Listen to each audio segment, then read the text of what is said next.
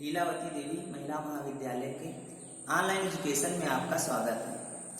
इस समय हम लोग पढ़ रहे हैं भारतीय विचारक। भारतीय विचारकों में आज हमारा टॉपिक है महात्मा गांधी। आप सभी जानते हैं कि महात्मा गांधी का पूरा नाम है मोहनदास करमचंद गांधी।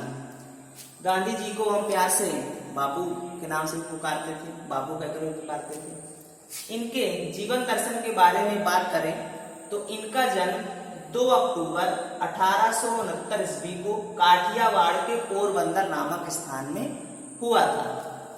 इनके पिता करमचंद गांधी राजकोट में दीवान थे। इनके माता के विषय में बात करें तो इनकी माता का नाम पुतलीबाई था। वह बड़ी ही धार्मिक प्रवृत्ति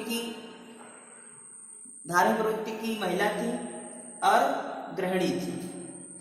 यदि महात्मा गांधी जी के शिक्षा के विषय में बात करें तो गांधी जी ने मैट्रिक पास करने के बाद श्यामल दास कॉलेज भावनगर में उच्च शिक्षा के लिए प्रवेश किया, जहां पर उनका बहुत मन नहीं लगा। इसके बाद वह बैरिस्ट्री की शिक्षा के लिए इंग्लैंड चले गए और उन्होंने इंग्लैंड जाकर बैरिस्ट्री मतलब कानून की डिग्री हासिल की।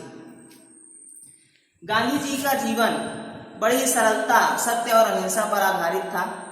गांधी जी राजा हरिश्चंद्र और श्रवण कुमार के पितृभक्ति नाटक से बहुत ही प्रभावित थे।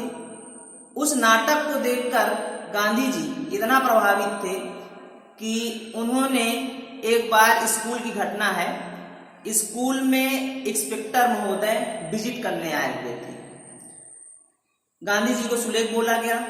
गांधी जी ने सुलेख में कुछ गलतियां की थी। इनके गुरु ने इनसे कहा कि आप अगले छात्र से, इशारा किया कि अगले छात्र से देखकर वो सही कर लें।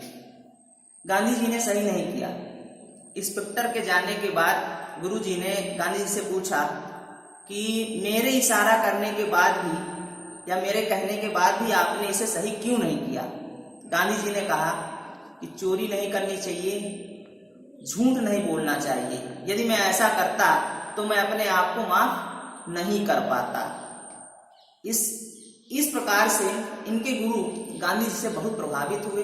गांधी जी अपने जीवन काल में एक अच्छे स्टूडेंट थे, मेधावी स्टूडेंट के रूप में माने जाते थे। 13 वर्ष की आयु में गांधी जी का विवाह कस्तूरबा गांधी के साथ हो गया था। उस समय वो हाई स्कूल में थे, किंतु उसी समय बुरी संगति में आकर गांधी जी ने मांस और मदिरा का सेवन किया। बाद में इन्हें पछतावा हुआ और इन्होंने अपने पिता को पत्र द्वारा सूचित किया कि मेरे द्वारा यह अपराध हो गया है। पिताजी ने इन्होंने जब सूचना दी तो पिताजी ने माफ कर दिया, लेकिन इससे इन्होंने दोबारा कभी भी इस प्रकार का कोई कृत्य नहीं किया। जब गांधी जी बैरिस्ट्री की शिक्षा के लिए इंग्लैंड जा रहे थे, उस समय इनकी माता ने इनसे कहा था कि आपको नैतिकता और अध्यात्म के राह पर चलते हुए किसी भी अनैतिक कार्य से दूर रहना है, क्योंकि इंग्लैंड की जो संस्कृति है वह हमारे यहाँ से भिन्न है। क्योंकि उस समय इनके पिताजी का देहांत हो गया था और इनकी माताजी ही इनका कुशल निर्देशन कर रही थी। गांधी जी के जीवन में आगे यदि हम बात करें तो 1893 ईस्वी में एक कानूनी लड़ाई के पक्ष में ये एक केस के सिलसिले में दक्षिण अफ्रीका चले गए। दक्षिण अफ्रीका जाकर इन्होंने वहां पर टालस्टॉय आश्रम की स्थापना की। टालस्टॉय आश्रम में रहते हुए इन्होंने वहां जो दक्षिण अफ्रीका के काले लोग थे उनका शोषण हो रहा था अंग्रेजों द्वारा। निग्रो लोगों का शोषण हो रहा था अंग्रेजों द्वारा। इन्होंने उनके शोषण में या उनके विरुद्ध, अंग्रेजों के विरुद्ध इन्होंने दक्षिण अफ्रीका के जो वासी थे उनके लिए इन्होंने कई कानूनी लड़ाइयां वहां पर लड़ी। इसके बाद 1914 ईस्वी में यह भारत आ गए। उस समय भारत में स्वतंत्रता संग्राम छिड़ा हुआ था। भारत आकर इन्होंने स्वतंत्रता संग्राम में भाग लिया। पूरे देश का इन्होंने भ्रमण किया, पूरे देश की स्थिति देखी इन्होंने। यह बहुत द्रवित हुए और पूरी तरह से इन्होंने स्वतंत्रता संग्राम में अपने आप को समर्पित कर दिया। गांधी जी एक उच्च घराने से थे, किंतु भारत की दुर्दशा देखकर, भारत की गरीबी देखकर इन्होंने भी अपने भारतवासियों की तरह ही कपड़े न पहनने का मन बना लिया था। 15 अगस्त 1947 को भारत आजाद हो गया। इसके बाद जब पाकिस्तान का बंटवारा हुआ, उस समय विभिन्न अलग अलग विचारधाराओं के कारण नाथूराम गोडसे द्वारा 30 जनवरी 1948 को गांधी जी की गोली मारकर हत्या कर दी गई और इस प्रकार से यह महान संत, महान शिक्षाविद, महान दार्शनिक हमारे बीच से चला गया। गांधी जी के जो भारत देश के लिए अपार स्नेह और उन्होंने अपार बलिदान दिया, इसीलिए हम गांधी जी को राष्ट्रपिता के नाम से भी जानते हैं। अब यदि हम गांधी जी के शिक्षा दर्शन के बारे में बात करें तो पहला है बिंदु है शिक्षा को उत्पादन से जोड़ना चाहिए। गांधी जी का कहना था कि शिक्षा को उत्पादन से जोड़ना चाहिए, क्योंकि जब शिक्षा को उत्पादन से जोड़ देंगे तो जो छात्र होंगे वह शिक्षा ग्रहण करने के बाद बेरोजगार नहीं रहेंगे, उनको रोजगार मिल जाएगा और शिक्षा के साथ साथ जो उसमें लागत आ रही वह भी निकलती रहेगी। इसके बाद है क्रियात्मक पक्ष पर बल दिया जाए। गांधी जी का मानना था कि शिक्षा में छात्र को किसी न किसी एक शिल्प को जरूर सीखना चाहिए, जिससे वह क्रियात्मक रूप से सक्रिय रहेगा। तीसरा बिंदु है शिक्षा मातृभाषा में होनी चाहिए। गांधी जी का कहना था कि छात्र का विकास मातृभाषा में ही संभव है, क्योंकि मातृभाषा हम अपने परिवार में ही सीख लेते हैं और यदि हम उसी भाषा में शिक्षा प्राप्त करें तो हम ज्यादा अच्छे समझ सकते हैं और ज्यादा आगे बढ़ सकते हैं। इसके बाद था बालक का सम्यक विकास शिक्षा द्वारा ही संभव है। गांधी जी का कहना था कि किसी भी एक पक्ष पर केवल बल दिया जाना सही नहीं है। उनका मानना था कि बालक के शारीरिक, मानसिक, बौद्धिक, संवेगात्मक, सामाजिक आज सभी पक्षों पर बल दिया जाना चाहिए, तभी उसका सर्वांगीण विकास संभव हो सकता है। इसके बाद है 5वां पॉइंट है शिक्षा सत्य, अहिंसा एवं आध्यात्मिक मूल्यों पर आधारित होनी चाहिए। गांधी जी का कहना था कि शिक्षा है वह हमें सत्य और अहिंसा का मार्ग प्रशस्त करे, साथ ही आध्यात्मिक मूल्यों को हमें आध्यात्मिक मूल्यों की प्राप्ति में सहायक होनी चाहिए, क्योंकि शिक्षा के माध्यम से ही हम बालक का सर्वांगीण विकास करते हैं। इसके बाद है गांधी जी के अनुसार शिक्षा का अर्थ। गांधी जी का कहना था कि सर्वोत्तम शिक्षा वही है जो बालक का सर्वांगीण विकास करे। सर्वांगीण मतलब शारीरिक, मानसिक, बौद्धिक, चारित्रिक सभी पक्षों में विकास करे, वही शिक्षा सर्वोत्तम है।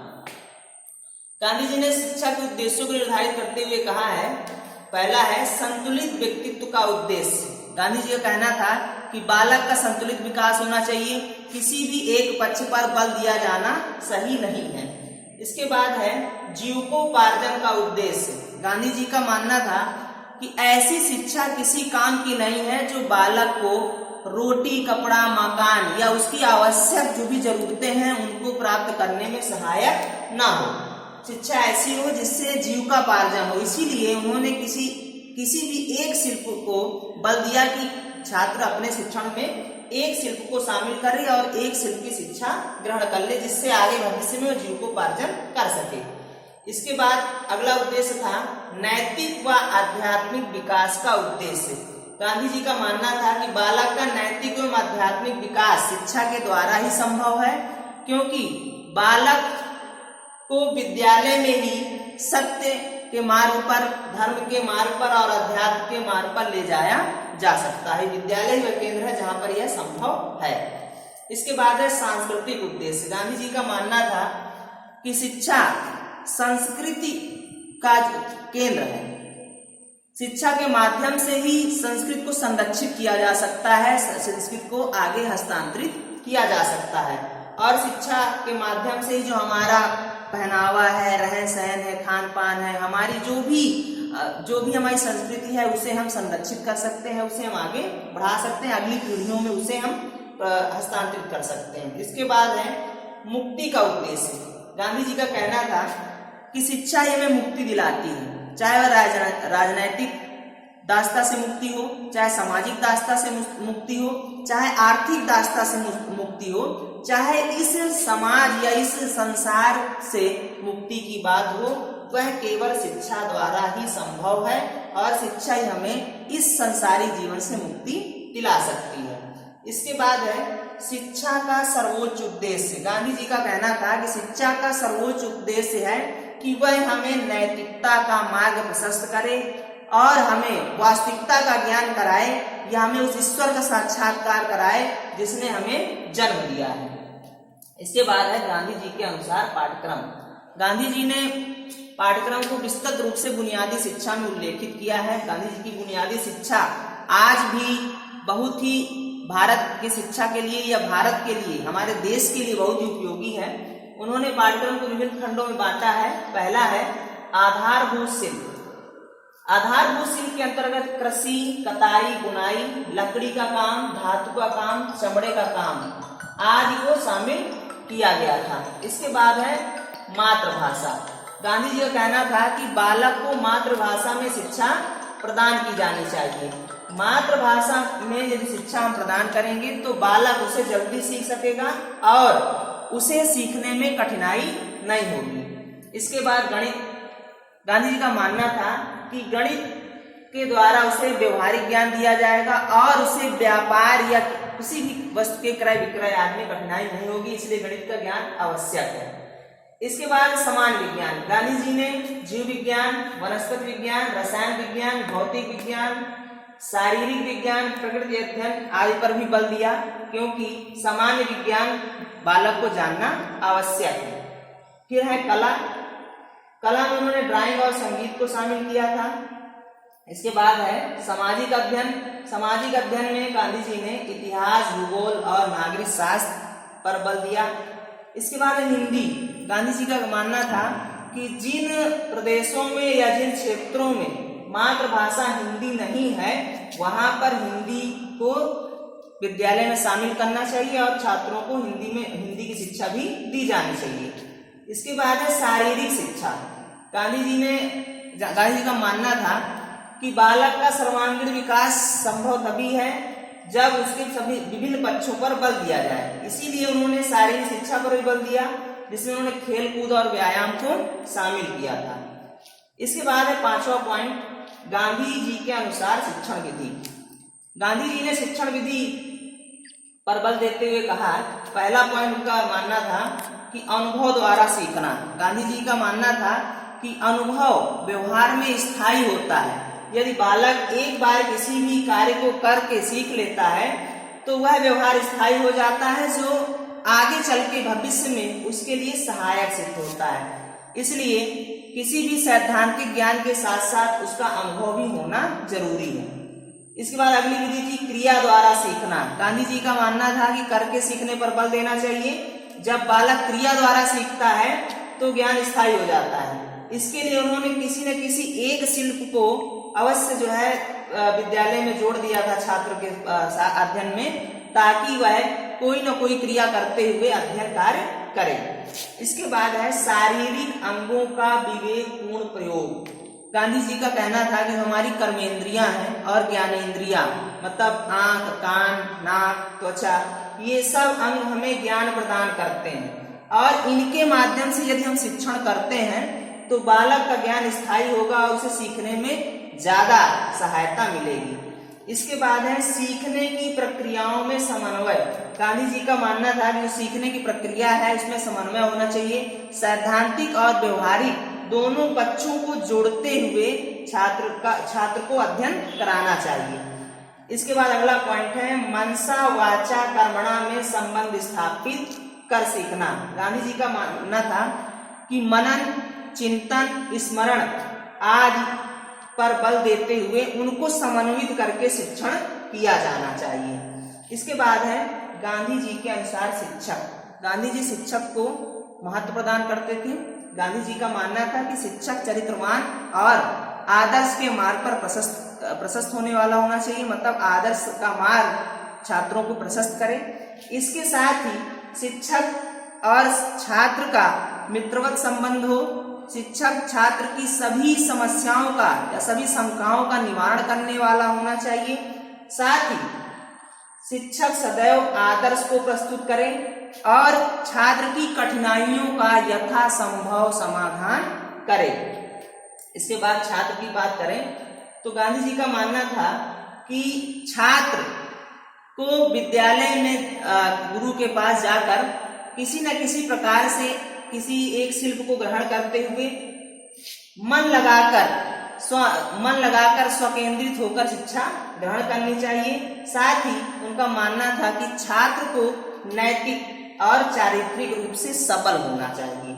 इसके बाद बात करें विद्यालय की तो गांधी जी का मानना था कि विद्यालय वह स्थान है जहां पर बालक का सर्वांगीण विकास किया जा सकता है और समाज के लिए विद्यालय ही आदर्श प्रस्तुत कर सकता है। इसलिए विद्यालय में ऐसे वातावरण का सृजन करना चाहिए ताकि वह बालक की रुचियों, क्षमताओं और योग्यताओं का संपूर्ण विकास कर सके।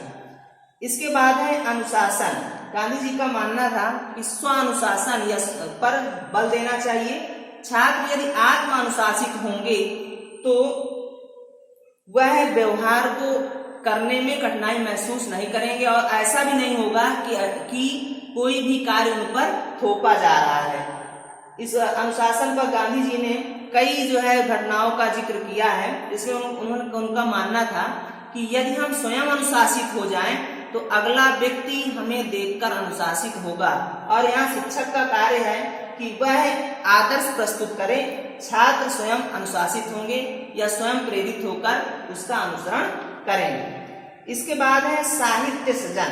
साहित्य सृजन के बारे में बात करें तो गांधी जी ने हिंद स्वराज, सत्य के प्रयोग आदि पुस्तकें लिखी। इसके साथ ही पत्र पत्रिकाओं में यंग इंडिया और हरिजन, इनके फेमस पत्र पत्रिकाएं हैं जिन्हें आप सभी जानते हैं। तो आज हमने पढ़ा गांधी जी के बारे में, गांधी जी का जीवन परिचय और उनका शिक्षा दर्शन। अगली क्लास में हम पढ़ेंगे अन्य विचारक के बारे में। आज के लिए इतना ही, धन्यवाद।